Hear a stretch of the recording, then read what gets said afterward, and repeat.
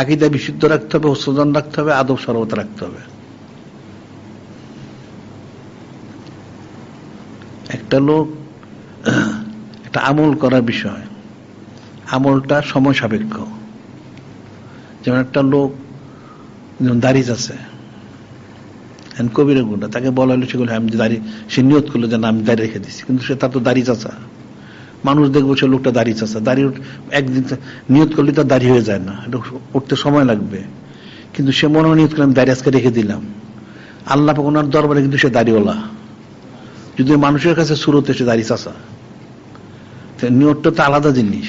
নিয়তুল মুমিনে খয়রুম মিন আমালিহি, মুমিনের নিয়তটা তার আমল থেকে উত্তম।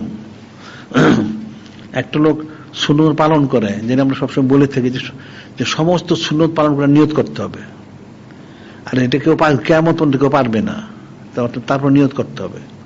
যতটুকু পারলো শুকরগুজারি করুক, না পারার জন্য সে ইস্তিগফার করুক, কিন্তু তার নিয়তের কারণে সে পুরোটা ফজিলত সে পাবে। সুবহানাল্লাহ। এখানে কোনো ওজোর খাই নাই। ওজোর খাই তার শারীরিকভাবে হইতে পারে, অন্তরের মধ্যে তো কোনো ওজোর খাই নেই। ওটা নিয়ত অনুযায়ী ফয়সালা হবে।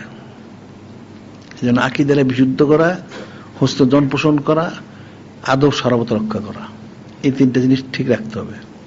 এরপরে তার বাকি ফয়সালা গেলে কুদরতি ফয়সালা হবে। মানুষ তার গেলে ফিকির করান, ফিকির না করলে বুঝবো কোত্থেকে?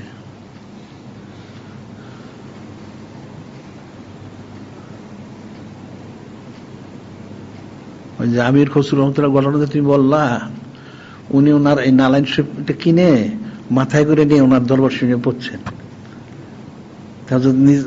বলেন যে এটা কি? মানে আপনার নালাইন শরীফ। আরে তুমি কোথায় পেলা? একটা ভিখারির কাছে। তুমি এটা তো সে আমি দিয়েছিলাম তাকে, হ্যাঁ উনি তো কিনে নিয়ে আসছি, উনি মাথায় করে নিয়ে আসছে। তো এখন আদব সরবত অন্য জিনিস, মহব্বত অন্য জিনিস।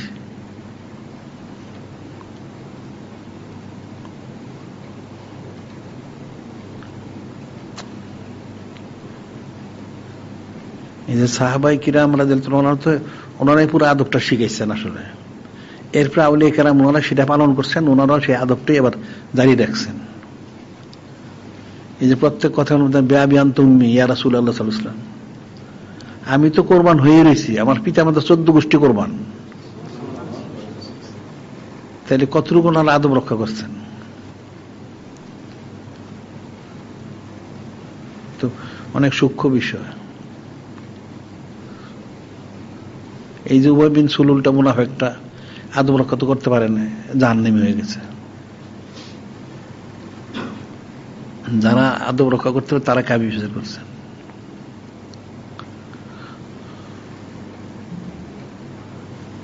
কঠিন বিষয়। আর এই সমস্ত বিষয়গুলি ইলমে তাসওয়ুফের বিষয়গুলি তো অনেক আলোচনা দরকার, বারবার বলা উচিত। শুনতে শুনতে শুনতে শুনতে বুঝটা পয়দা হবে, একবারে বুঝ পয়দা হয় না। মানুষ কোরআন শরীফ মুখস্থ করে, হাদিস শরীফ মুখস্থ করে, একবারে মুখস্থ হয়? পড়তে পড়তে পড়তে মুখস্থ হয়। তাই বুঝটা তো একবারে হয় না, শুনতে শুনতে শুনতে বুঝটা পয়দা হয়।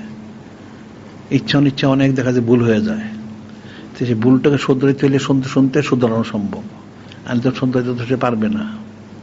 এটা কঠিন বিষয়।